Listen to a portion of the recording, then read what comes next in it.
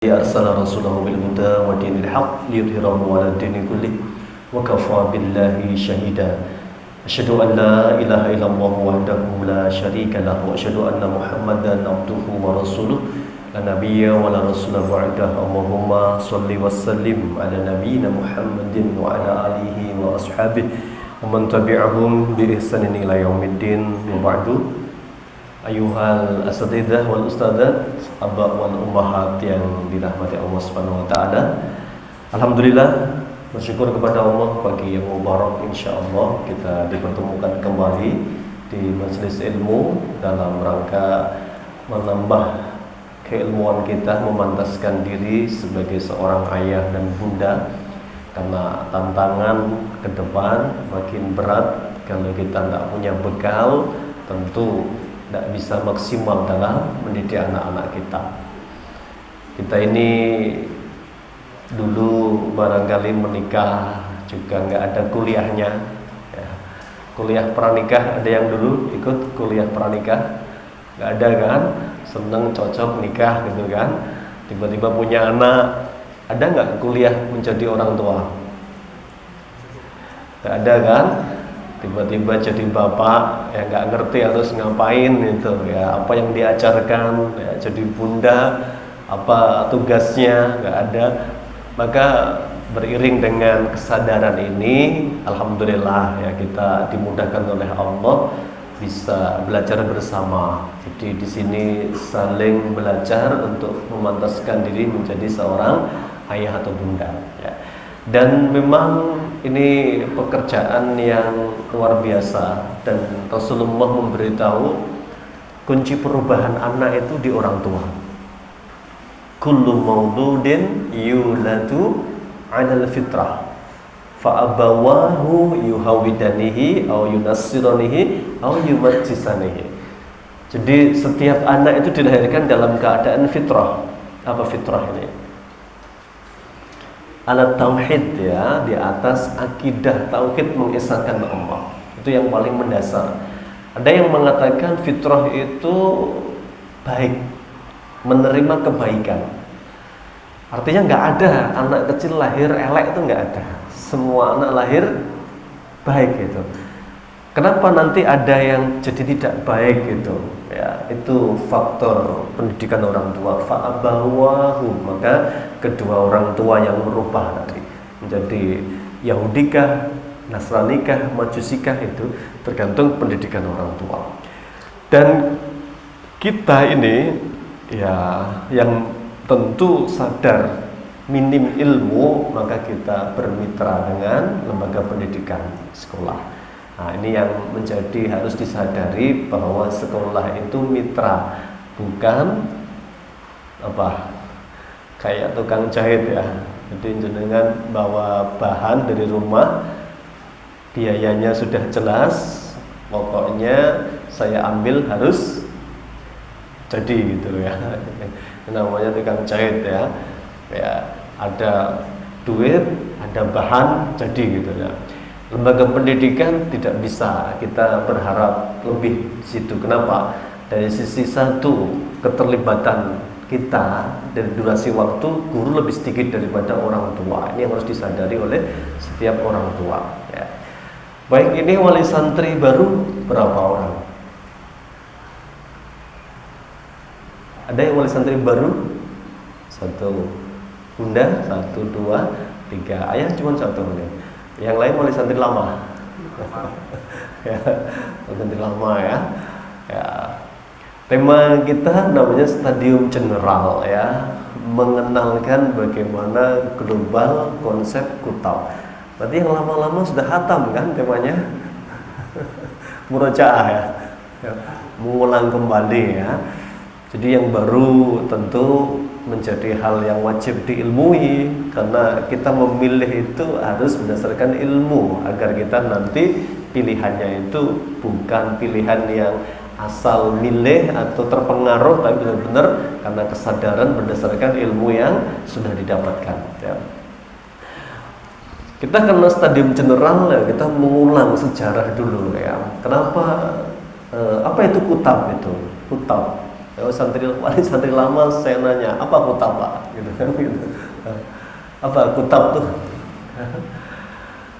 Kutab ada dari bahasa Arab yang jelas ya, dari kata kataba, ya, kataba yang tubuh, ya, kitaban.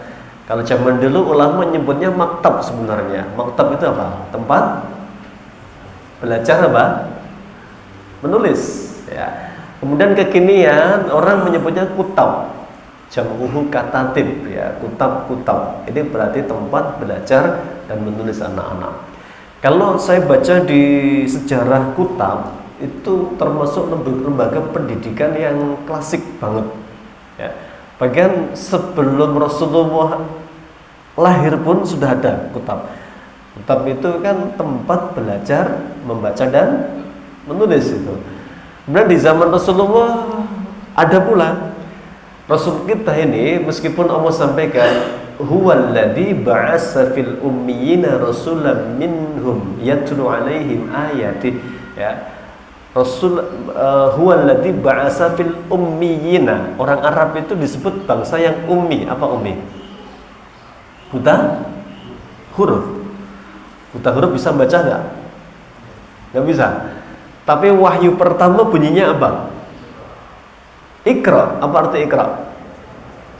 Bacalah. Ini kayak nggak nyambung ya.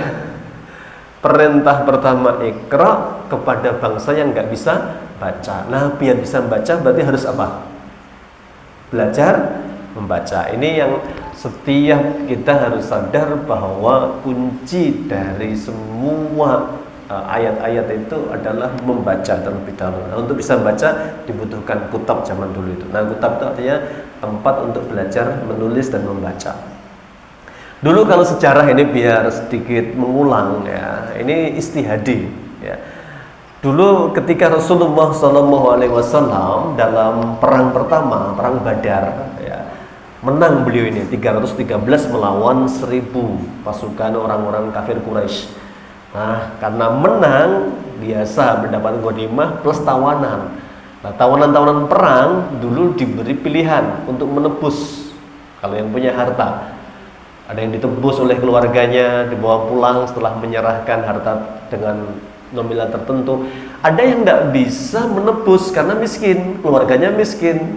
Ya. Terus apa yang diputuskan Rasulullah? Untuk membebaskan dirinya, maka harus mengajari anak-anak kecil sahabat. Nah, ini berarti kan yang tertawan itu orang-orang Mekah. Dulu orang Mekah itu lebih jago apa? Baca, tulis. Ya.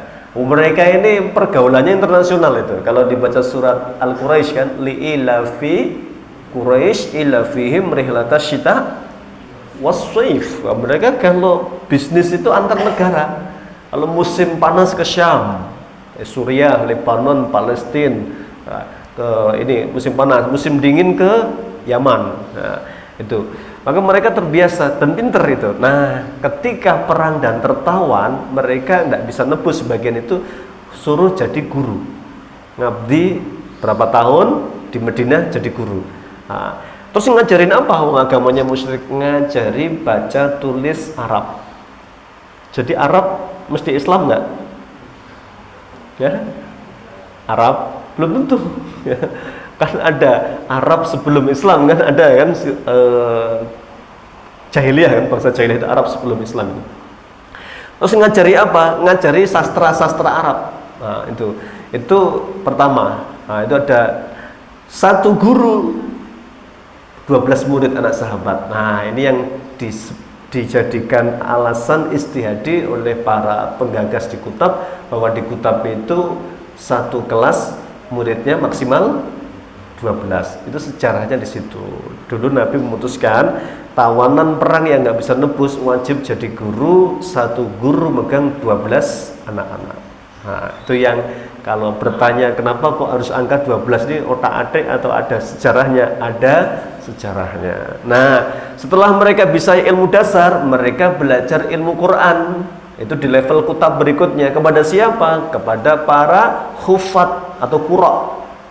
Qurra, orang-orang penghafal Quran di zaman Nabi itu sudah banyak.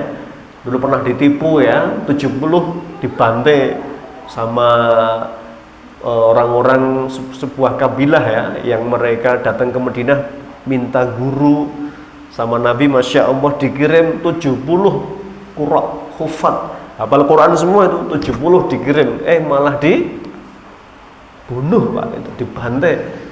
Maka Nabi mendoakan dalam qunut nazilah itu ya, kecelakaan bagi kaum yang membantai 70 khufatnya Nabi, Masya Allah. Nah itu guru-guru kutab itu yang dibantai itu ya. Dia ngajarin apa? Ngajarin baca tulis Al-Quran. Nah, beda nggak Arab dengan Quran? Ya, beda. Kalau Quran mesti berbahasa Arab, bahasa Arab belum tentu Quran. Rajahnya iso kok, rajah bahasa Arab loh ya. Apa namanya, ada orang nyari kesaktian atau ramalan atau apa itu dengan berbahasa Arab ya. Nah ini sejarah kutab di zaman Nabi Sallallahu Alaihi Wasallam. Nah terus berkembang di zaman Khalifah Umar bin Khattab, mengalami perhatian yang luar biasa.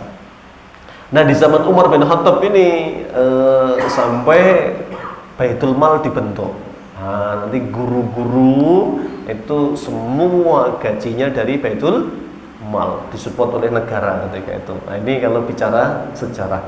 Kemudian lanjut terus di zaman dinasti Umayyah ya, mulai mengalami sudah perkembangan yang pesat luar biasa ya. Sampai nanti di Daulah Abbasiyah paling puncak itu.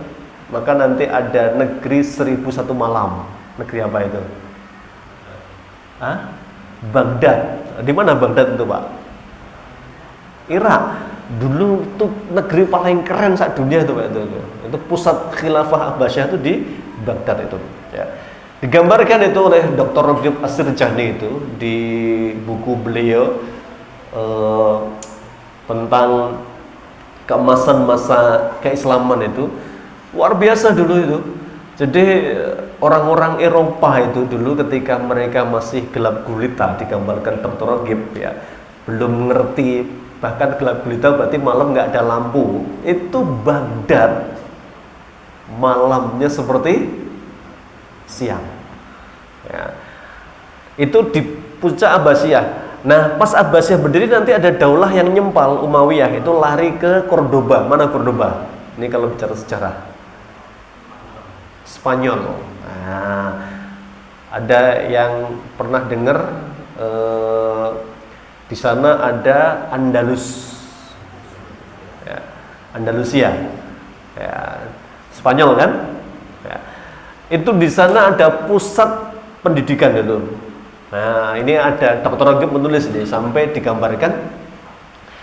Kalau hari ini orang-orang wisuda pakainya baju apa? Pakai jubah kan? Nah, kemudian pakai ya toga ya. Nah, tahu nggak kenapa jubah yang dipakai?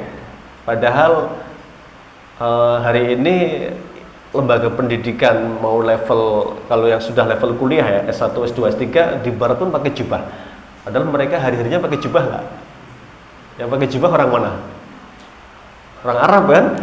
Karena dulu dan sampai sekarang pun berlaku, setiap orang yang dikagumi itu akan diikuti oleh siapa? Pengagumnya. Dulu yang pinter cerdas itu mahasiswa mana? Muslim. Pakaiannya apa? Jubah. Maka bangga banget dulu di wisuda itu pakai jubah, dan sampai sekarang. Kenapa pakai apa ini? Ya, toganya harus lurus ininya ya. Ya, itu dulu buat naruh Al-Qur'an ini, disumpah mahasiswa itu ya, untuk amanah terhadap ilmu ya, jangan culas, jangan manipulatif, jangan menjual agama ya, dan lain sebagainya. Itu disumpah itu. Nah, sampai sekarang kan begitu. Nah, itu menunjukkan bahwa zaman kebesaran Islam itu luar biasa. Itu digambarkan oleh Dr. Raghib, Eropa itu buat rumah itu masih panggung, atasnya buat tempat tidur, bawahnya kandang babi.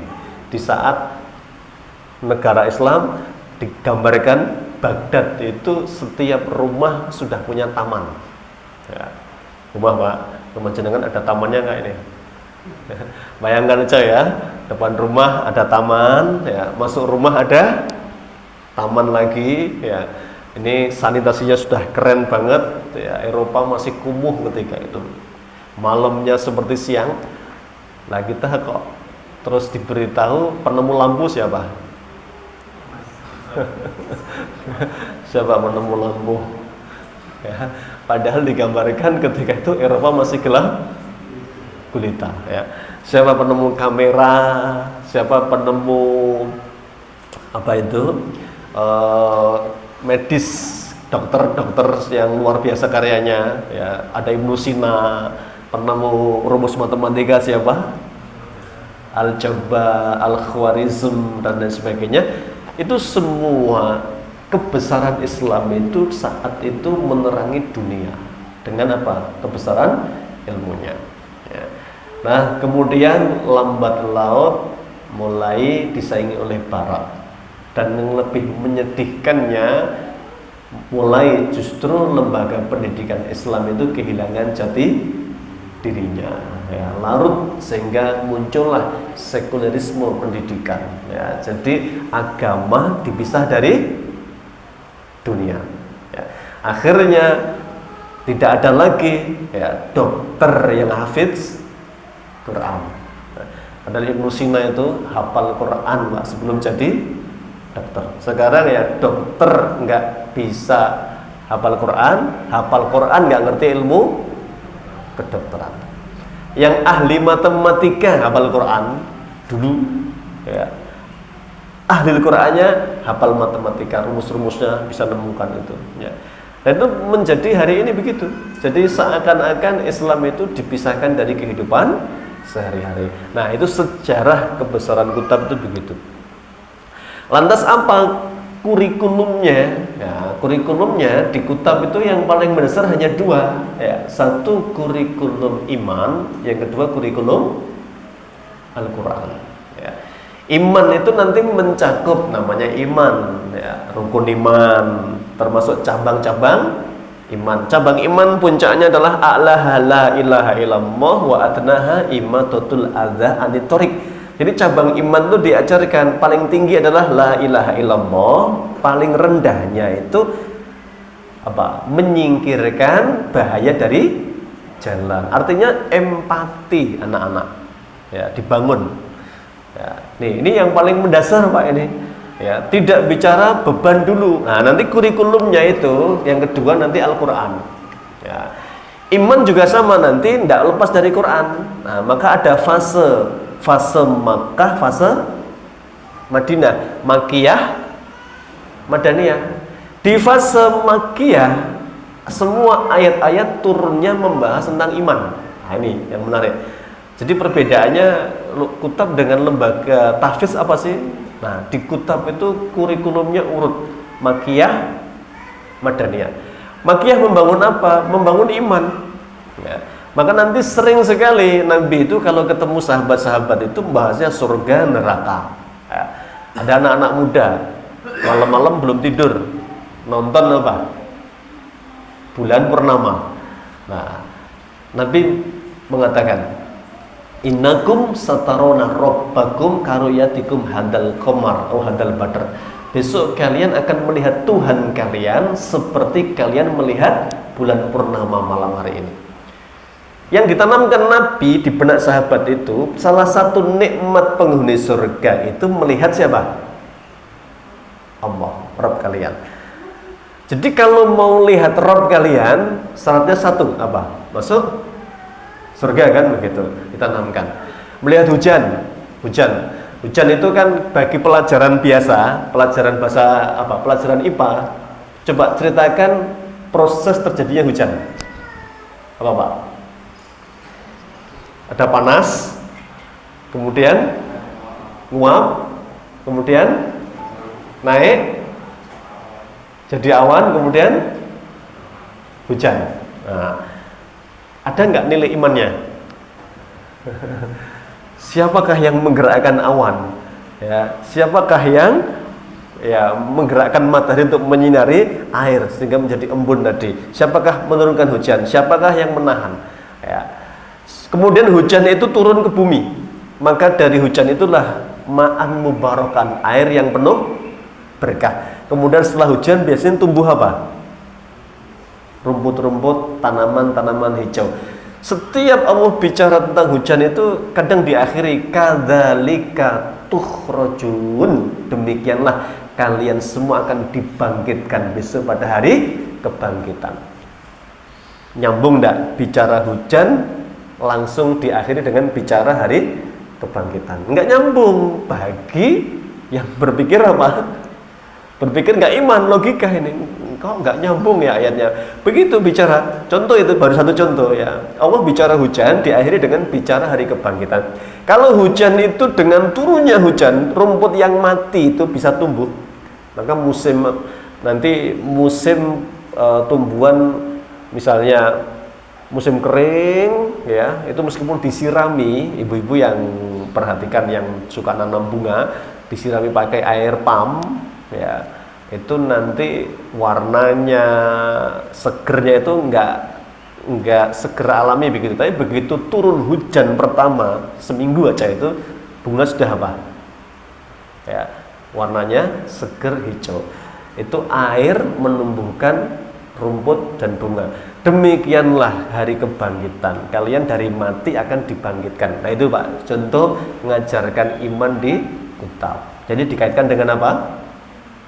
Dengan iman ya, fenomena alam dikaitkan dengan iman. Bahasa Indonesia misalnya begini, ada bahasa Indonesia? Ada ya, misal pelajaran bahasa Indonesia yang paling teringat di benak kita apa? Ibu ke pasar membeli sayur ya. Ini Budi, ini Bapak Budi ya. Nilai imannya di mana? Nilai imannya di mana? Nah, kalau bahasa Indonesia untuk menumbuhkan iman, nah misalnya ini kan ada ibu ke pasar membeli sayur, ada subjek, predikat, objek. Ya, contoh yang membangun iman bahasa Indonesia ya. Hasan membaca Al-Quran. Ya, nanti kalau mau kasih keterangan dengan tartil. Ya. Subjeknya Hasan, predikatnya membaca, objeknya Al-Quran, keterangannya dengan tartil. Ada nilai iman enggak? Ya, contoh ya, membaca. Jadi bahasa Indonesia ada, tapi bahasa Indonesia itu turunan dari ayat-ayat Al-Quran membangun iman. Ya. Hitung-hitungan juga gitu, matematikanya nanti. Matematika enggak lepas dari hitungan. Contoh, ngajari anak angka 1. Diambilkan dari surat Al-Ikhlas, Qul huwallahu ahad, katakan Allah yang satu, yang esa. Jadi ada nanti olahraga pun ya, olahraga nggak sekedar untuk dilombakan, itu terlalu terlalu rendah itu nilainya ya. Olahraga untuk dilombakan itu ya ada nilai persen, tapi terlalu ringan itu. Olahraga dalam Islam itu ibadah. Ayatnya apa inspirasinya? Surat atau Al-Anfal ayat 60 contoh. Kan dikutip pada olahraga. Wa a'iddu lahum mastata'tum min quwwah. Wa a'iddu lahum mastata'tum min quwwah. Dan persiapkanlah untuk menghadapi mereka musuh-musuh Islam kekuatan. Jadi Nabi itu pingin anak-anak didik Muslim itu fisiknya ya. Kemudian untuk apa menyiapkan kekuatan itu? Turhibu nabihi aduwallahi wa aduwakum, agar dengan persiapan itu menggentarkan musuh-musuh Allah. Ya, jadi bayangkan kalau anak-anak kita fisiknya bagus, ya, kuat. Ya, nggak diremehkan. Nah, coba fisiknya ingah-ingih ya, meriangan, tidak punya daya tahan yang bagus itu ya. Dan apa yang diinginkan Allah, ala innal quwwata ar-ramyu, kata Rasulullah, kekuatan yang diminta disiapkan itu adalah kekuatan ar-ramyu, memanah. Nah, maka nanti ada olahraga memanah misalnya, itu contoh. Wa mir ribatil khail, dan dari kuda yang tertambat. Artinya apa? Olahraga yang Allah inginkan itu ya memanah dan berkuda. Itu contoh Pak. Nanti jadi segala aspeknya itu membangun iman. Nah, ini perihal kurikulumnya nih. Nanti kalau pengembangannya ya ada matematika, IPA, IPS. IPS juga mengajarkan dulu ada pelajaran IPS. Apa yang diajarkan dulu? Ya, menghafal nama-nama kota, menghafal nama-nama menteri. Sampai hafal ya Pak dulu zaman kita SD ya. Ya. Menghafal nama-nama apa? Tempat-tempat, ya ini menghafal nama-nama lagu daerah itu kan ada sejarahnya itu. Nah, kalau di Kuta pelajaran IPS nanti ada pelajaran bagaimana nanti ada IPA berarti kejadian alam, IPS itu modul manusia. Nah, manusia itu nanti apa? Allah sampaikan laqad khalaqnal insana fi ahsani taqwim. Ini manusia itu diciptakan dengan fisik yang paling bagus, kemudian juga dilengkapi dengan karakter. Ya. Maka nanti dibahas karakter yang baik, jujur, amanah, ya, lemah lembut, empati. Itu dibahas nanti itu. Bagaimana mengajarkan anak ya agar tumbuh kebaikan kepeduliannya. Ada nanti akhlak-akhlak yang buruk, berdusta, ya, suka mendolimi orang lain, ya, membicarakan keburukan orang lain, membuli dan lain sebagainya. Nah itu turunannya dari pelajaran iman itu nanti mengarahnya ke situ. Nah kurikulum yang kedua adalah Al-Quran. Nah Al-Quran ini mulai dari satu tahsin, apa tahsin? Memperbaiki bacaan. Nah ini idealnya ayah bunda juga belajar apa? Tahsin idealnya. Kenapa? Nanti anak-anak akan pulang itu ada proses pemurojaah, mengulang hafalan. Ya. Ada juga proses nanti menambah hafalan. Nah, kalau murojaah dan orang tua tidak punya basic sama sekali, dia nggak bisa benarkan kalau ada bacaan yang kurang pas. Misalnya baca gunnah, ya, ditahan misalnya innalladzina kafaru. Nah, itu yang benar. Ada yang baca innalladzina kafaru. Nah, nggak ada gunahnya. Kalau nggak punya ilmu sama sekali, kita nggak bisa benarkan. Makanya idealnya di rumah bunda juga belajar, ayah belajar, di sekolah anak belajar, sehingga nanti kalau di rumah ada setoran itu ayah bunda ngerti titik-titik yang kurang pas. Itu baru level paling dasar, tahsin, tilawah. Nanti ada tahfidz. Apa tahfidz? Menghafal. Wah ini dibahas oleh modul ini, mengapa harus hafal Al-Quran. Wah ini mengapa harus hafal Al-Quran itu. Banyak alasan keajaiban Al-Quran itu, mukjizat semua Al-Quran itu, maka harus dihafal. Ini termasuk yang harus diyakini, ya. Ada penelitian di sini ditulis oleh Insinyur Abdul Daim Kahil, ya, meneliti ya bahwa Al-Quran itu yang paling bagus dihafal di Golden Age. Ya, usia berapa Pak? Golden Age itu usia emas itu usia berapa? Ya, kalau Syekh apa itu pengarang buku Syekh Dr. Khalid Ahmad Syantut, ya, beliau meyakini masa tenangnya anak-anak itu, masa emasnya itu ya 7 sampai 12. Usia kutab itu 7 tahun berarti kelas SD kelas 1, ya 12 tahun berarti lulus SD. Itu masa-masa tenang, masa-masa harus banyak input yang dimasukkan ke benak anak-anak, hafalan-hafalannya itu. Nah, itu yang akan diajarkan. Nah, mengapa Al-Quran tidak cukup hanya dibaca tapi dihafal? Nah, ini yang kalau orang-orang Barat itu mereka mengatakan metode paling rendah itu adalah menghafal. Ngece nggak itu? Orang Barat ya. Jadi menghafal itu metode paling rendah. Kenapa? Karena menghafal itu tidak ada nilai analisa, tidak ada perdebatan. Nah, di kutab nanti kalau bicara masalah fase Mekah itu nanti kalau mau membaca sejarah itu isinya doktrin. Akidah kan doktrin nggak? percaya kepada Allah, percaya kiamat, percaya surga, percaya neraka, itu doktrin nggak? Ada ruang nggak perlu didebat itu? Tenan ora ada surga itu? Tidak ada. Ya. Maka kalimat-kalimat nanti, kalimat-kalimat itu doktrin semua itu. Kalau anak-anak kecil itu jangan diberi ruang terlebih dahulu untuk banyak berdebat. Dia ruangnya ruang iman, percaya dulu ini. Nah, itu yang kalau mau mengkaji Al-Quran, beliau luar biasa ini mengomentarin fase Makkiyah itu fase doktrin yang luar biasa. Ya. Nah nanti fase Madinah ya sudah ada muamalah. Muamalah itu sudah banyak. Nabi pernah komentar, antum a'lamu bi umuri dunyakum, kan? Kalian lebih pintar untuk ngurusin urusan muamalah kalian, bisnis atau apapun silahkan kembangkan. Tapi untuk urusan agama kembalikan kepada kata Rasulullah. Ya, ini ada fasenya nanti anak-anak belajar. Ya, ada lembaga pendidikan anak-anak sudah diajari bisnis. Perlu nggak Pak anak SD diajari bisnis?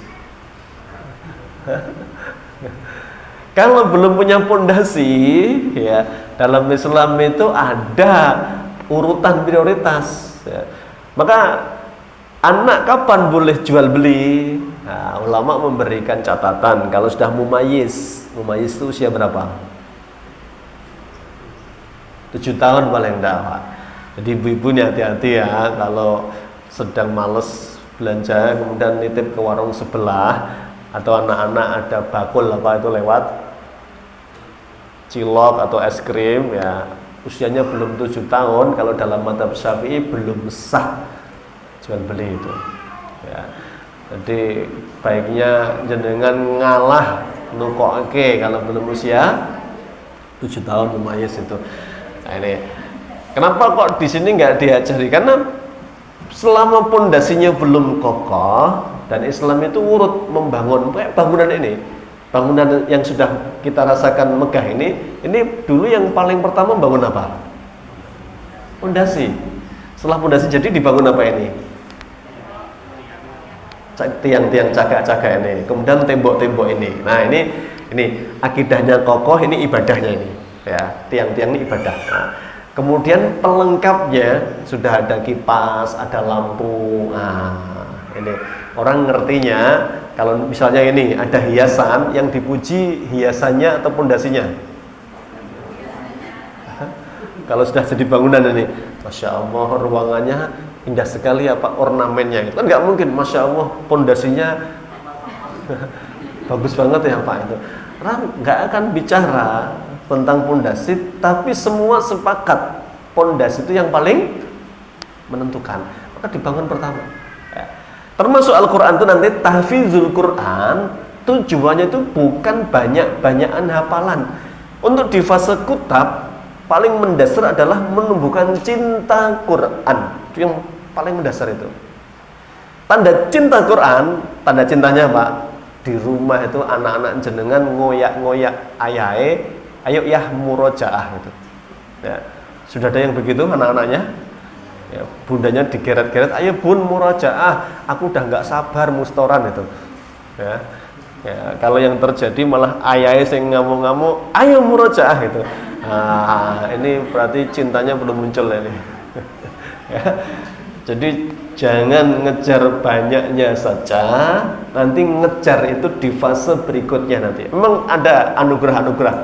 Saya punya teman, masya Allah, anaknya 7 tahun hafal 30 juz. Orang Jogja.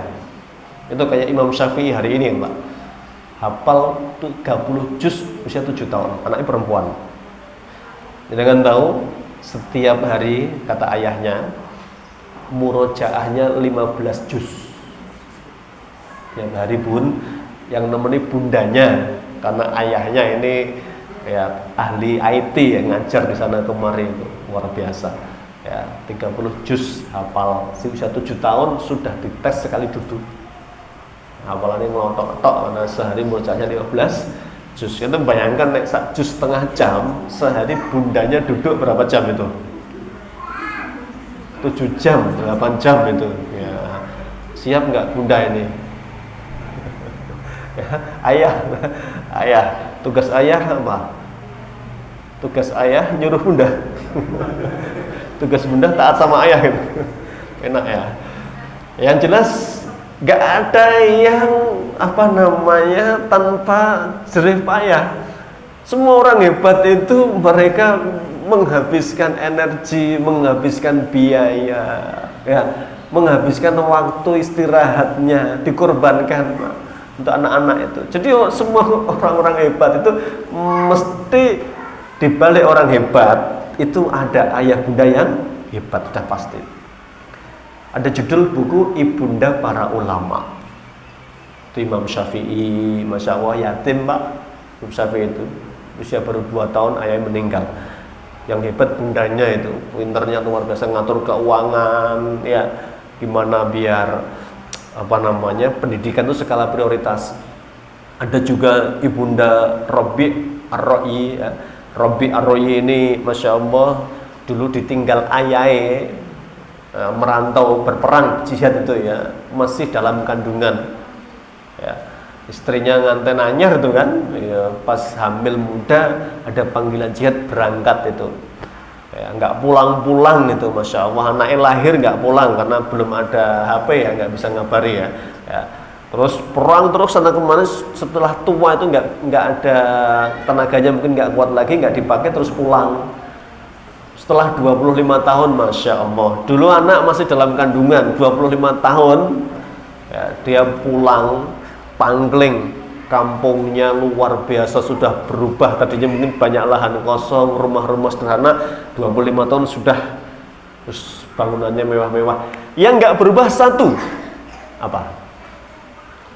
Rumahnya.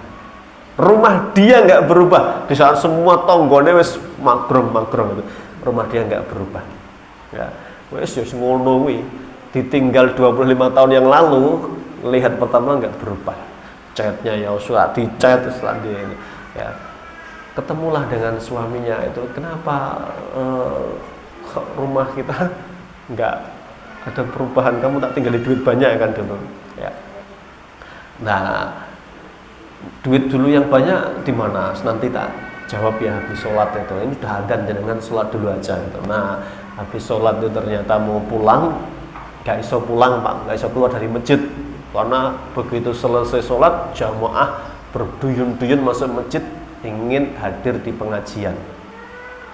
Pas pengajian itu, nah, ada ulama yang terkenal, sampai karena banyaknya murid, bapak ini yang 25 tahun meninggalkan rumah itu nanya, ini acara apa Pak? Pengajian, siapa yang ngisi? Itu Syekh Rabi' gitu. Rabi' yang mana? Rabi' itu anaknya Faruh. Faruh itu tidak tahu mati atau masih hidup, itu sudah 25 tahun nggak pernah pulang. Padahal yang ngobrol itu Faruh itu. Masya Allah, langsung sepanjang di masjid itu nangis melihat anaknya yang ditinggal masih di perut sudah jadi ulama paling hebat di Madinah ketika itu, Masya Allah, ya. Kemudian begitu pulang habis isya itu, wah, istrinya dipeluk, ya, mengucapkan matur nuwun. Nah, istrinya lah, Pak, jenengan sudah lihat sendiri kan, itu yang menghabiskan duit jenengan dulu itu, sampai omah kira aku bertajat ditentek loh, nyekolah ke bocah ini. Jadi Masya Allah, ya, hari ini kita untuk anak-anak kita itu harus skala prioritas Pak itu, ya, penampilan sederhana. Ibu-ibu juga, kemarin ada kasus ibu-ibu nagih PIP, ya, bantuan sekolah itu, ya, nagih, ya, sing nagih kuwi njaluk bantuan, ya, malah dapat bantuan ndak buat bayar sekolah, malah gue tuku skincare.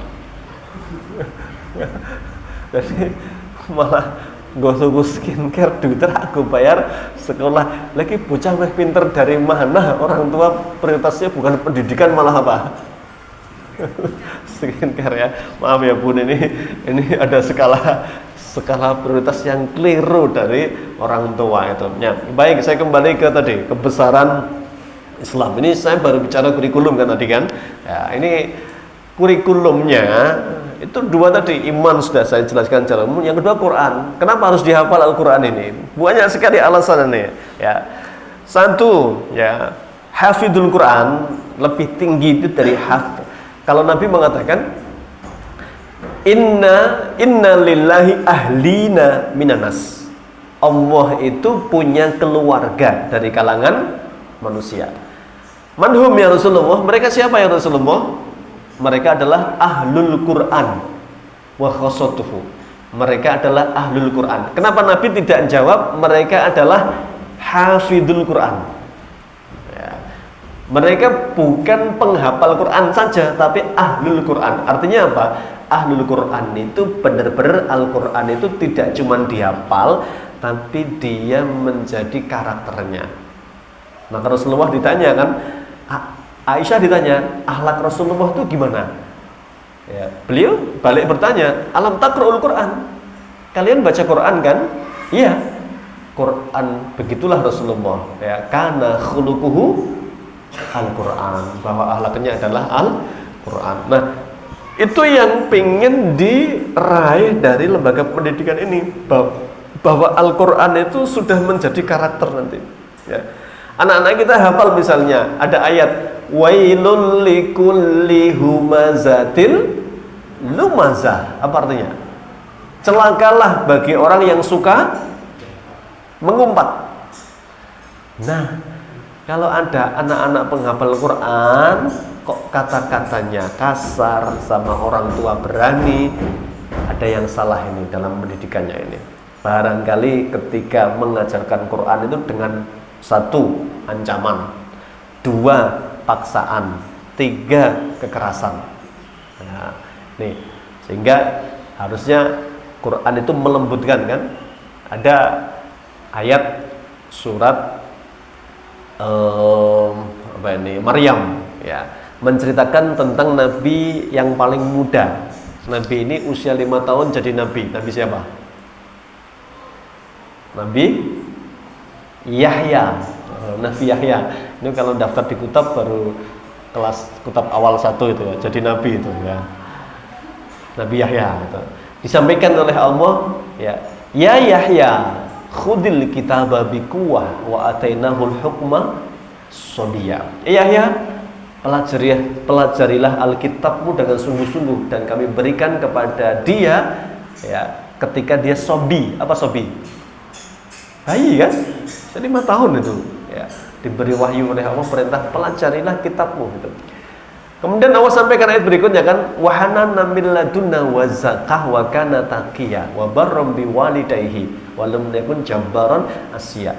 Justru karena keberkahannya belajar Quran, belajar Alkitabnya dengan sungguh-sungguh, kemudian Allah sampaikan hananan, hatinya menjadi apa? Lembut. Jadi anak-anak yang temperamen, pemarah, emosional itu harusnya lembut dengan apa? Al-Quran. Harusnya begitu, melembutkan Al-Quran itu ya. Kemudian dia lebih berbakti kepada kedua orang tuanya.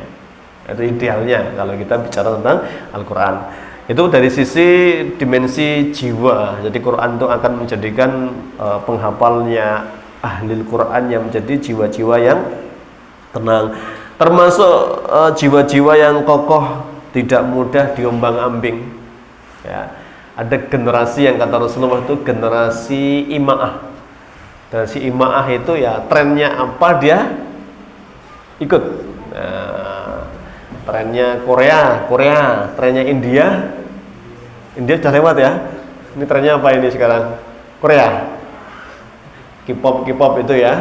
Nah, calanang sing glowing itu ya. Nah, calanan kudune sing ireng sangar itu ya. Calanan kok glowing gitu ya. Malah medeni ya. Calanan rasa glowing, ireng malah sangar gitu ya. Makin ireng makin lanang gitu ya. Itu kan budaya itu kan begitu kan, selalu apa, anak-anak yang gampang goyah itu generasi ima'ah kata Rasulullah itu ya.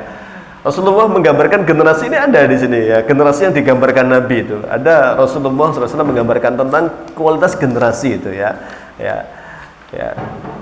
Innaman nasu kal ibli mi'ah, ka ibilin mi'ah ya, la tajidu fiha rahilatan ya. Innaman nasu ka ibli mi'ah, manusia itu seperti onta 100. Dari onta 100 itu hampir-hampir kamu nggak nemu rohilah. Rohilah itu apa? Onta yang tidak rewel. dia kasih beban berat ya siap, diajak jalan jauh siap, ya tidak pernah ngeluh itu, ya tahan, ya ada minuman diminum nggak ada dia sabar itu ya. Nah, suruh bawa ini rohilah, ya onta yang itu tuh jumlahnya dari 100 itu belum tentu ada satu kata Nabi. Jadi dari 100 generasi itu belum tentu ada rohilahnya. Nah, maka Al-Quran itu salah satu ikhtiar membangun generasi rohilah, generasi yang tidak baperan, ya. Penghafal Quran kok baperan, ya. Senggol sidik mutung, ya. Kemudian ngamuan suudon. Nah, ini nggak mencerminkan, ya. Harusnya jiwanya pemaaf, ya. Pemaaf, ya. Karena Al-Quran itu isinya kan kebaikan semua kan. Ketika Rasulullah disebut oleh Allah, apa sih rahasianya Nabi disukai banyak orang itu kan jelas. Fa bima rahmatin minallahi linta lahum. Karena rahmat Tuhanmu lah hatimu menjadi lembut. Walau kunta faddan ghalidul qalbi lang faddu min hawlik. Ya, kamu kalau hatimu keras, ya, omonganmu nyelekit, ya, lang faddu min hawlik, orang-orang akan menjauh dari sekelilingmu.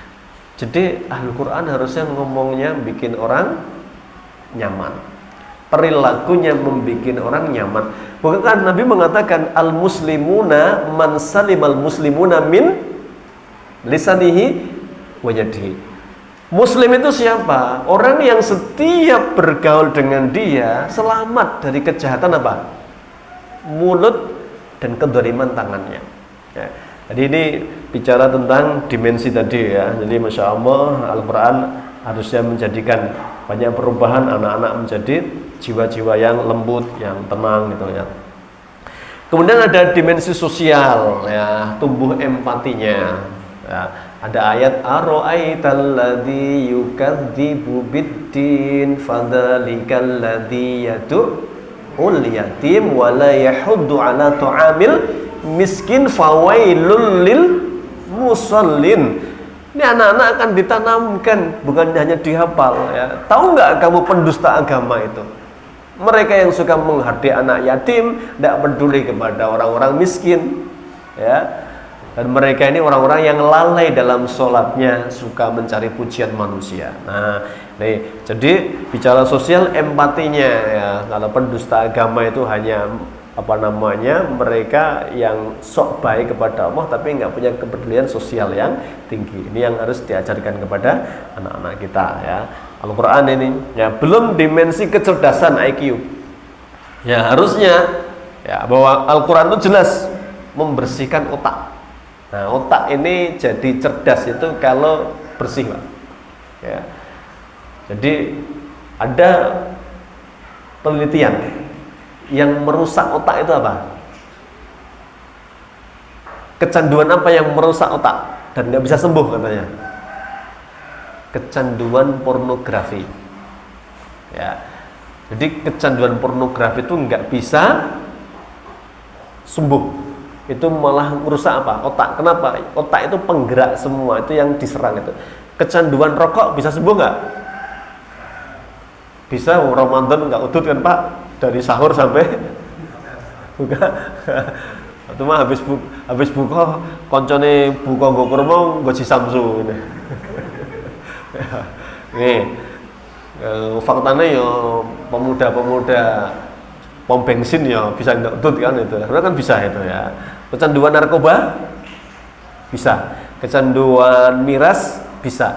Yang susah sembuh kecanduan pornografi karena merusak otak. Dan itu yang membuat susah menghafal Al-Quran. Maka keberkahan Al-Quran itu, menghafal Quran itu dijauhkan dari hal yang buruk tadi ya. Nih, jadi menjaga kecerdasan akal anak-anak kita nih Al-Quran ini ya. Maka itu beberapa alasan, masih banyak nanti alasan kenapa kok Al-Quran harus dihafal. Nah, itu kaitan dengan Al-Quran kurikulumnya ya. Ya, berarti tilawah, ya, tahsin, tahfidzul Quran. Kemudian juga ada tadabbur Al-Quran. Nah, ini tadabbur tadi. Tadabbur itu merenungi.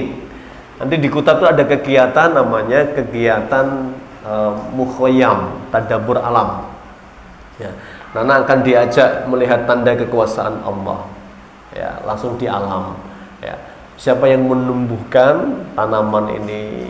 Kemarin kami outing di mana? Sebuah pertanian ya, ada lombok-lombok cabai hijau dan merah. Siapa yang merubah warna ini? Allah. Ya, siapa yang merubah dari hijau kemudian menjadi pekat bahkan menjadi merah? Allah.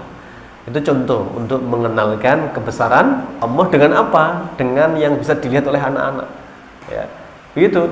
Itu cara Nabi begitu. Ya, jadi Nabi melihat purnama dikaitkan dengan Allah, melihat hujan dikaitkan dengan hari kebangkitan. Itu cara membangun iman kepada anak-anak. Dan itu dimulai dari mana? Dari Al-Quran, ya, tadabbur Al-Quran.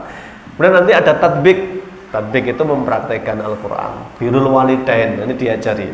Ya, di kitab itu PR-nya nggak melulu soal matematika, IPA, IPS ya. PR-nya satu, yang masih kecil ya, kelas 1 mijiti ayahnya. Ya, PR-nya itu ya. Ayahnya habis pulang dipijitin ya. Yang perempuan bantu bundanya ngelipat ya, kemul apa selimut habis bangun tidur, itu PR-nya. Berarti PR-nya apa? Birrul walidain. Yang sudah gede sedikit ya, nanti boleh nyuci piring ya, karena berpotensi pecah ini ya. Ya, kemudian bantu nyapu, ngepel. Yang laki-laki siapa itulah ya. Dan ini Pak, penelitiannya ini lagi diteliti kan. Faktanya orang-orang sukses hari ini, para direktur, CEO dan lain sebagainya, itu adalah mereka yang diajari mandiri oleh orang tuanya ketika masih kecil. Jadi anak-anak yang dilibatkan di pekerjaan harian rumah tangga itu yang justru nanti sukses di kemudian hari. Sementara anak-anak tuh nggak ngerti ngapa-ngapain itu nanti, yang hanya diajari pokoknya sinau gitu ya, tidak membantu orang tua dan lain sebagainya. Mereka yang gagap nanti di dunia nyatanya. Nah, itu penelitian Pak. Penelitian itu berarti ada data kan gitu. Nah, ini yang luar biasa. Nah, itu beberapa hal yang akan diajarkan kepada anak-anak kaitan dengan kurikulumnya. Termasuk nanti ada titik tekan pada adab. Ya, adab ini menjadi penting sekali ya dalam perjalanan ilmu. Adab ini menjadi utama. Al-adab qabla ilm. Adab sebelum ilmu. Ya. Bahkan anak-anak diajari adab apa? Adab satu ya, adab dulu kepada guru. Pada guru. Bahkan ini menjadi sebuah doa yang harus nanti diupayakan dihafal oleh anak-anak kita. Karena dulu Imam Nawawi itu menyebut dalam kitab At-Tibyan fi Adabi Hamalatil Quran itu, dulu Imam Syafi'i itu kalau mau belajar kepada gurunya pagi hari itu berangkat dari rumah sudah doa. Doanya Allahumma stur aiba muallimi anni wala tudhib barakata ilmihi minni. Ya Allah, tutuplah aib guruku dari pandanganku dan jangan hilangkan keberkahan ilmunya dariku ya. Jadi setiap anak itu diajari hormat kepada guru, bahkan minta kepada Allah, ya Allah aku jangan sampai ngerti aib guruku. Karena orang kalau ngerti aibnya biasanya ngapain? Cerita. Nah, gurunya digibah. Bagaimana dapat ilmu kalau guru sudah tidak dihormati? Nah, maka kita harus sadar guru anak-anak kita itu manusia biasa, punya kesalahan. Maka kita juga minta kepada Allah, ya Allah tutup aib guru anak-anakku dariku. Itu yang saya ajarkan kepada anak-anak setiap pagi. Ada di buku Amal Yaumi, doanya gede gitu. Ini dibaca setiap habis sholat ya, subuh. Dia doanya dua. Doa kepada orang tua, Rabbi firli wali walidayya warhamhuma kama rabbayani shaghira. Doa yang kedua tadi, Allahumma stur aiba muallimi anni wa la tutib barakata ilmihi minni. Jadi doa kepada Allah itu minta aib gurunya ditutup dan minta berkah ilmunya jangan sampai hilang. Jadi banyak bil adabi tafhamul ilm. Jadi dengan adab yang baik itu ilmu bisa dipahami. Artinya berkahnya itu bukan hanya dengan akal cerdas, tapi dengan berkah hikmat, hormat kepada guru. Nah, maka adab diajarkan. Termasuk nanti ada belajar tenang, duduk, nggak ada istilah belajar sambil bermain, ya. Belajar ya belajar, bermain ya bermain. Wah, ya serius ya serius. Anak-anak megang Quran, nyimak temennya, menghafal. Anak-anak 5 tahun, bayangkan 5, 6, 7 tahun suruh serius duduk melingkari gurunya. Nah, ini tentang adab. Pondasinya ini jadi dulu. Nanti di lembaga pendidikan berikutnya, mau di SMP, SMA, dia sudah terbiasa kalau ada orang bicara ilmu, dia duduk tenang, menghargai yang sedang berbicara, tidak menyela. Oh, ini penting. Orang sekarang itu harus paham kenapa Allah kasih 2 telinga 1 mulut. Untuk apa, Bun? Agar lebih banyak mendengar daripada bicara, menyela, ya. Jadi jangan dikira murid kreatif, nak guru lagi jelaskan, Ustaz nanya gitu, ya. Nggak gitu kata bundaku, gini ustazah gitu. Ya. Itu bukan anak kreatif, itu anak kurang diarahkan.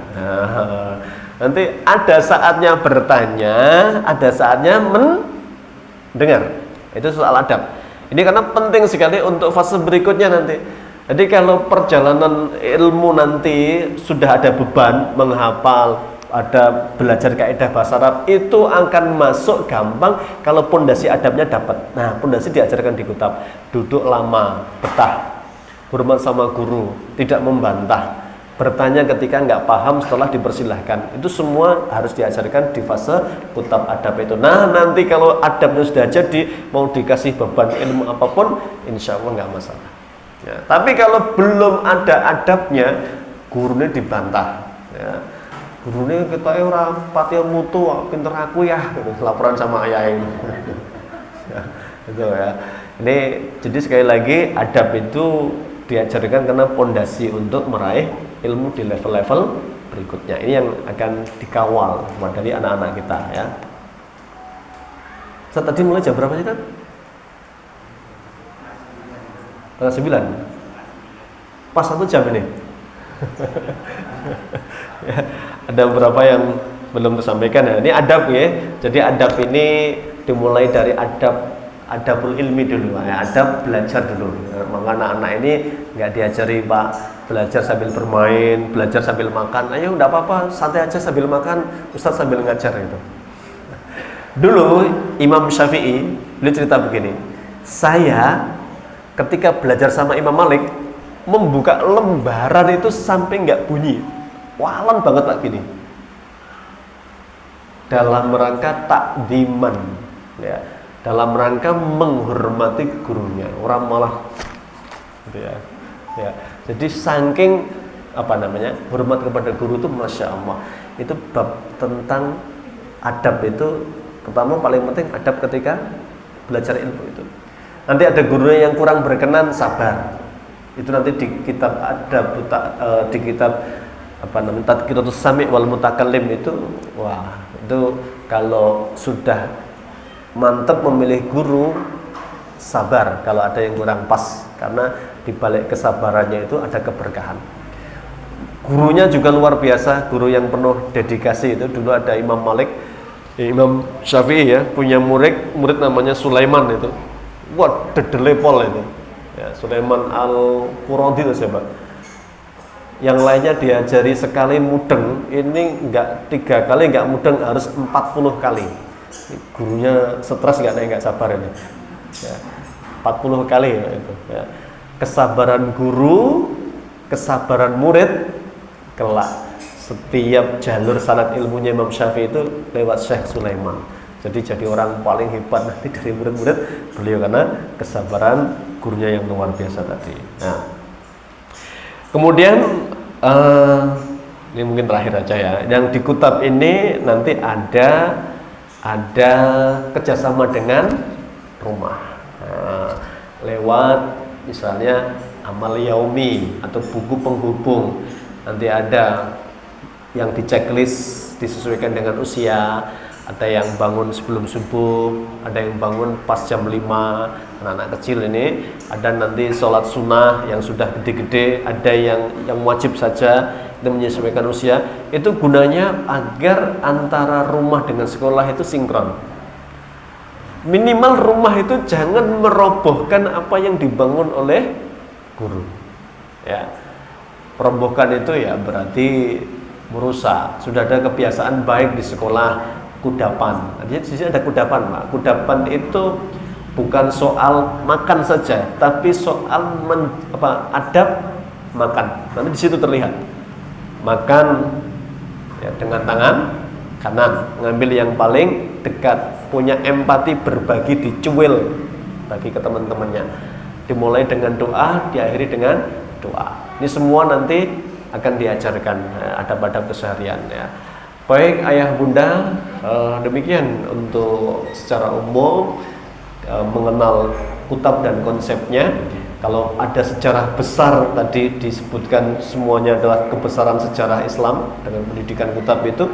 Kenapa kita yakin? Karena Imam Malik ya rahimahullah mengatakan lantaslah hadhil ummah illa bima suluha bihi awwaluha.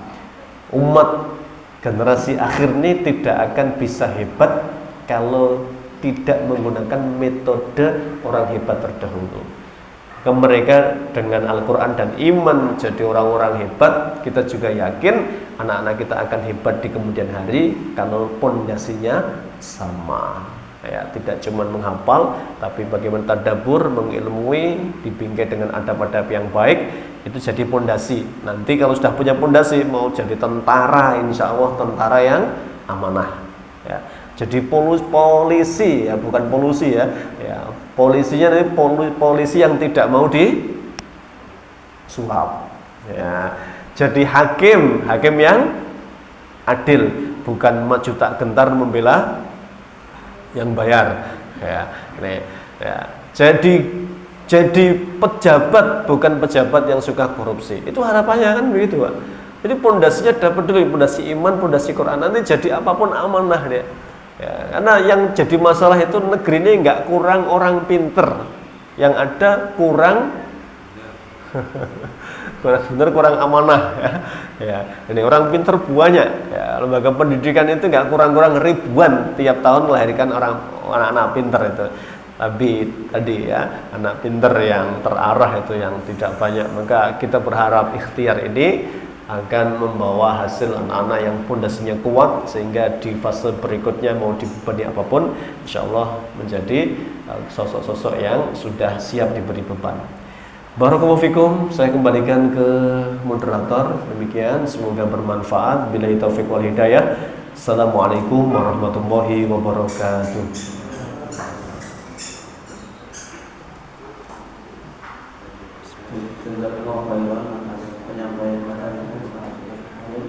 Semoga bisa menambah wawasan kita dan bermanfaat untuk kita kedepannya.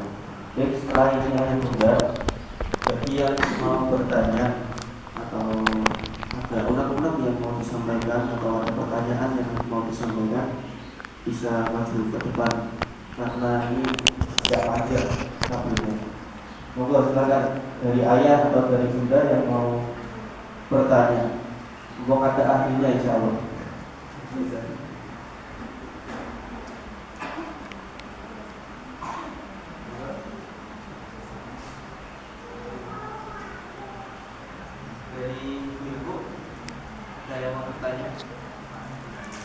Bunda ada yang nanya?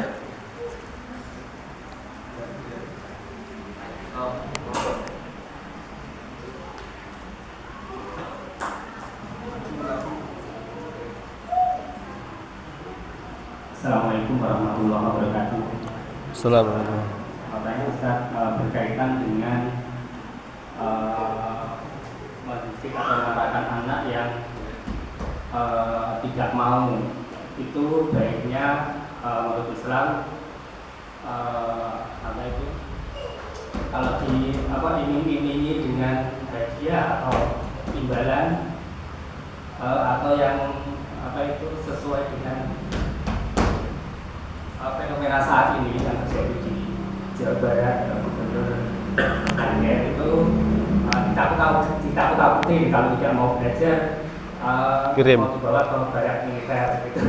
Nah, itu pandangan secara Islam bagaimana? Terima kasih.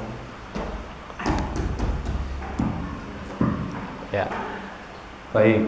Jadi tarbiyah itu ya, tarbiyah itu atau pendidikan itu kan, atau takdib itu dari kata adab bayu adibu takdiban, itu berarti kan fase dimana mendidik itu bukan instan ya, harus menyesuaikan dengan fasenya.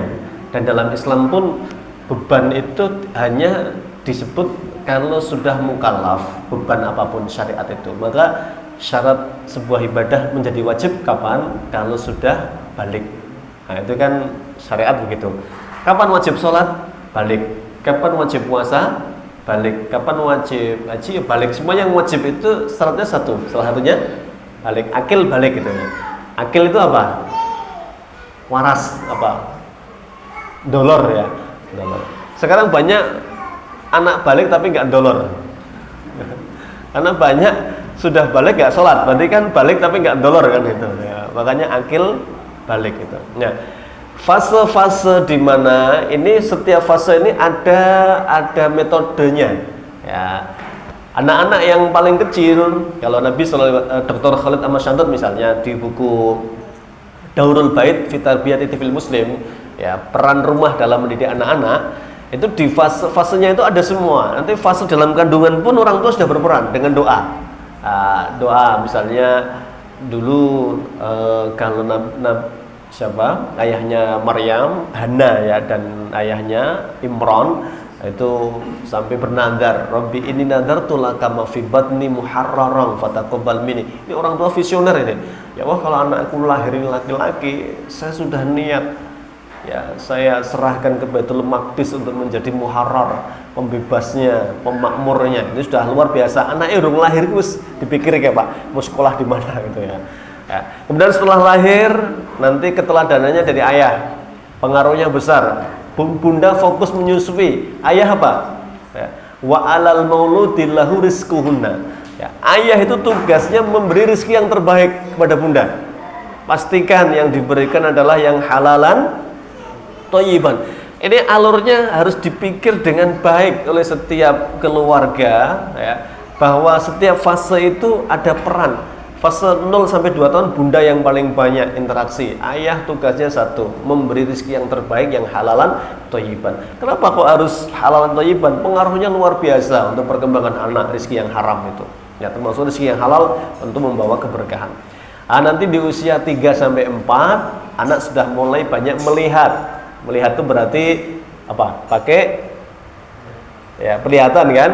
Dia nggak fokus dengan pendengaran kan, anak-anak gitu. Dia hanya mencontoh aja.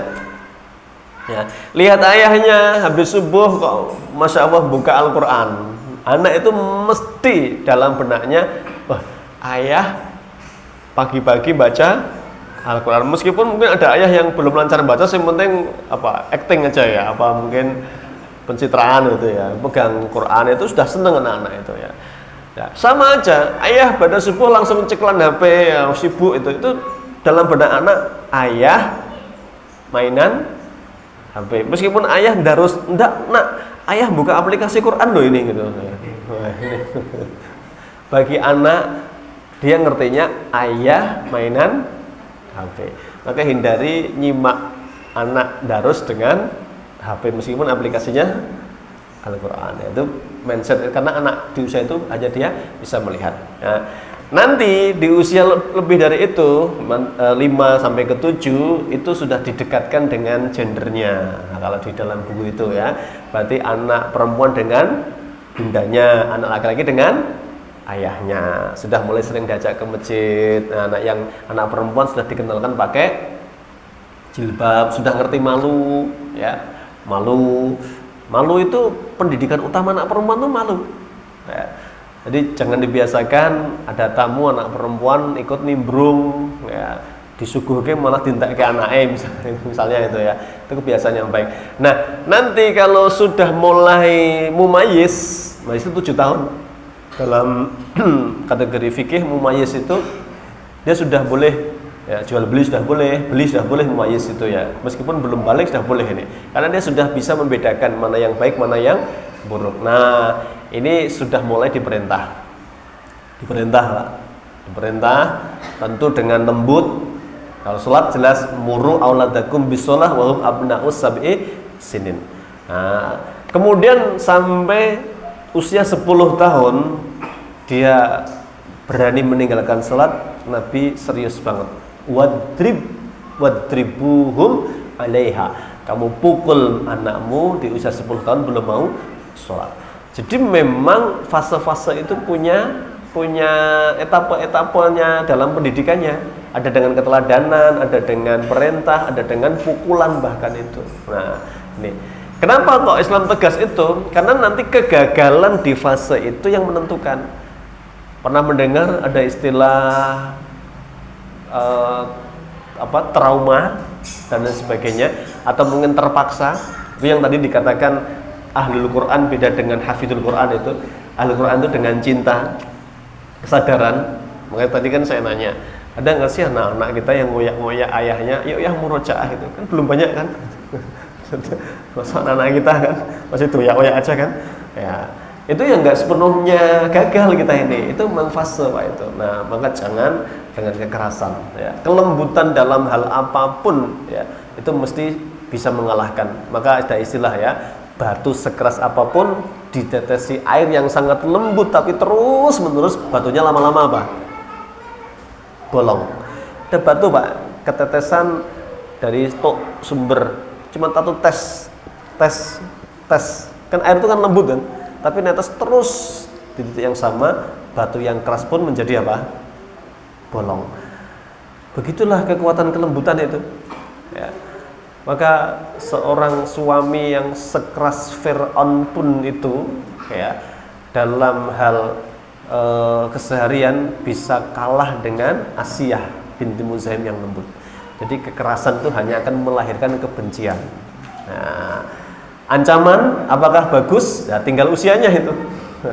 Kalau di usia-usia sudah balik, ya sah-sah saja itu. Jadi hukuman dalam Islam itu namanya takzir, itu diberikan untuk mendidik. Ya. Dulu ada anak kecil, saya kasih contoh. Saya juga nggak selalu sepakat bahwa keras itu bikin trauma, belum tentu. Ya. Dulu ada sultan, ini sultan asli, bukan sultan-sultanan itu ya. Ini Sultan Muhammad Al-Fatih, ini sultan asli. Ayahnya itu namanya Sultan Murad, ya, Murad II. Itu kekuasaannya bukan tingkat kecamatan, bukan tingkat negara, tapi internasional, Pak. Luas, luar biasa. Ya. Maka beliau dan hanya punya 2 putra. Kakaknya Al-Fatih itu syahid di usia remaja, sehingga dia nggak punya kader kecuali Al-Fatih. Dan Al-Fatih kecil beling bocah.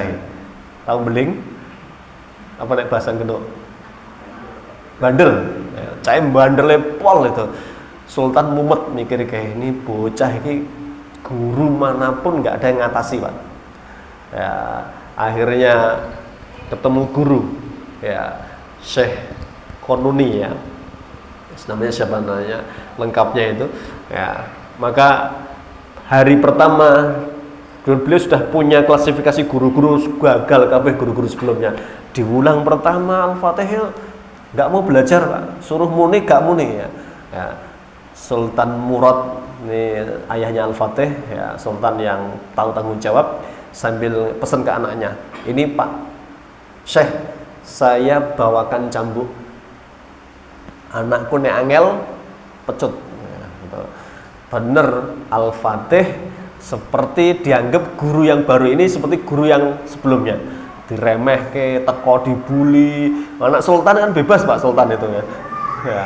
Mau itu moro ke rumahnya kok. Ya. Munduk-munduk kan, kowe dibayar bapakku toh, misalnya anak kurang ajar kan gitu ya. Ya. Ya. Tapi begitu dia suruh ngerjakan nggak mau, seblak gitu, langsung dia terpana, kaget, nggak menyangka guru yang ini berani mukul saya. Maka sejak dipukul itu, Al-Fatih adabnya menjadi baik dan tunduk. Apakah dia dendam? Apakah dia trauma? Enggak. Ya. Jadi trauma itu jangan diartikan hanya dengan kekerasan. Lembut itu bisa bikin trauma, Pak. Ya. Anak, ya, rewel dikasih HP, bikin trauma nggak? Bikin trauma orang tuanya, sehingga nggak dikasih HP nggak bisa meneng. Lho iki lembut ngerusak lho Pak ini. Ya. Bocah ya orang tuanya nggak mau ribet dampingi, setel ke video, wah wis tonton itu ya. HP-nya dijupuk, tantrum. Itu trauma yang tanpa sadar dilakukan oleh orang tua hari ini. Itu nek ngomong trauma, lebih trauma HP Pak daripada sekali dipukul tadi itu. Ya. Nah, jadi itu contoh Al-Fatih itu jadi hebat karena dipukul gurunya. Dan guru yang kedua sama, pernah Al-Fatih dipukul dengan keras padahal nggak salah. Sampai Al-Fatih kelak bertanya ketika setelah menaklukkan Konstantinopel itu, ya di atas dataran yang tinggi, dia tanya kepada gurunya, guru saya mau bertanya satu pertanyaan yang mengganjal dalam benak saya pernah dipukul jenengan dan saya nggak salah. Itu yang menjadi penasaran saya, apa tujuan jenengan mukul saya gitu. Nah gurunya langsung begini, baik, ini yang tak tunggu-tunggu pertanyaan ini ya. Kamu tak pukul padahal nggak salah, agar kamu kalau sekarang sudah jadi penguasa, kamu nggak semena-mena mukul rakyatmu, karena nggak salah dipukul tuh rasanya sakit luar biasa. Agar kamu kalau punya kekuasaan jangan mendolimi rakyat. Ya. Jadi kesimpulannya keras pada tempatnya itu penting Pak. Ya. Dan lembut tidak pada tempatnya merusak. Saya katakan itu. Ya. Jadi kapan boleh, kapan enggak? Ya kita pendidik itu memang boleh dengan berbagai cara. Ya. Yang penting kita mengukur kan itu. Ya kalau tadi dengan efektif dimasukkan apa tadi Pak, barak militer. Itu sah-sah saja itu kalau menjadikan perubahan kan gitu. Jadi sekali lagi dalam Islam itu lembut itu juga enggak selamanya baik ya, artinya ngalah terus itu. Keras tuh enggak selamanya buruk gitu. Ada fasenya, ada keras, ada lembut. Paling penting itu kan orang tua itu konsekuen kan. Ya. Dia kalau keras bukan karena benci tapi karena tanda sayang kan. Ya, lembut itu juga bukan karena memanjakan tapi karena memang kita berikan kelembutan karena dia juga membutuhkan kasih sayang dari orang tuanya. Ya. Saya kira begitu Pak. Ya, jadi semua ada fasenya dalam Islam itu. Nanti ada tema tentang hukuman dalam kacamata Islam. Ya, Nabi itu apakah pernah jewer? Pernah. Ya, anak kecil disuruh beli kurma malah dipangan separuh gitu, dijewer sama Nabi ya, ayyuhal khain gitu, cah ndak amanah sini, dijewer itu ya. Itu menunjukkan bahwa Nabi pun juga jewer nek aturannya angel bocah iki. Jadi jangan pangan rapopo le, sing penting kowe bahagia. Itu sing rusak lho Pak kowe. Sepenting kamu seneng gitu ya. Jadi nggak selamanya lembut itu baik, nggak selamanya keras itu buruk gitu ya. Wallahu a'lam bishawab. Ustaz, ini ada titipan pertanyaan dari ibu-ibu. Saya bacakan.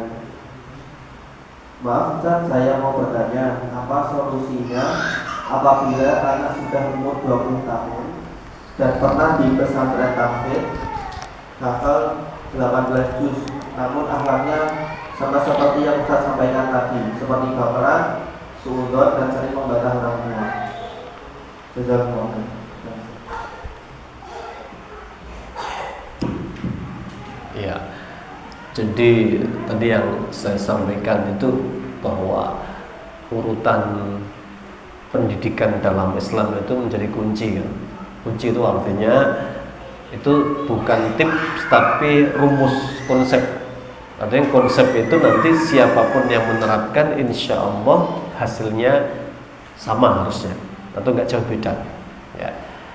Bahwa konsep dalam Islam tadi itu ya, tadi kan Ahlul Quran itu kan puncak dari kemuliaan orang yang dekat dengan Quran. Dia melalui 5T tadi kan, tilawah yang benar, tahfidz, tatbik, tadabbur, ya, tatbik mengamalkan, taklim mengajarkan, itu menjadi ahlul Quran.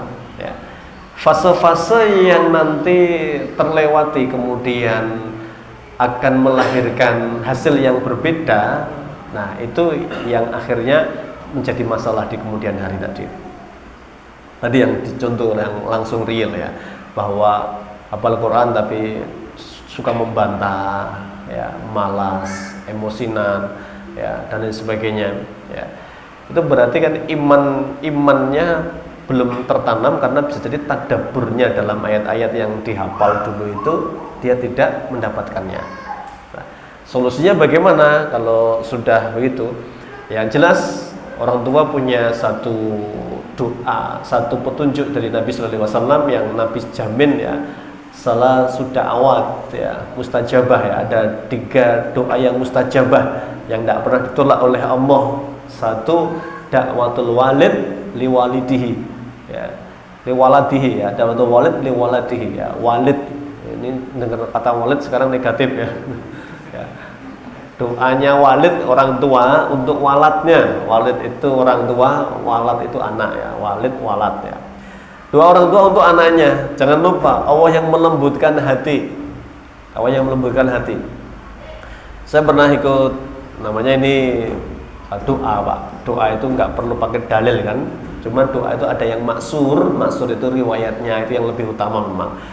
Ada yang pernah saya di sebuah pengajian itu nanya sama Pak Yai, ya, bagaimana menangani hati anak yang keras. Nah, Pak Yai ngasih ijazah, Ibu, Bapak, ketika anak tidur bacakan surat Al-Insyirah, ya, alam nashrah laka sadrak wa wada'na anka wizrak alladhi anqadha dhahrak wa rafa'na laka dzikrak fa inna ma'al usri yusran, inna ma'al usri yusran fa idza faraghta fansab wa ila rabbika farghab. Nah, bacakan ya.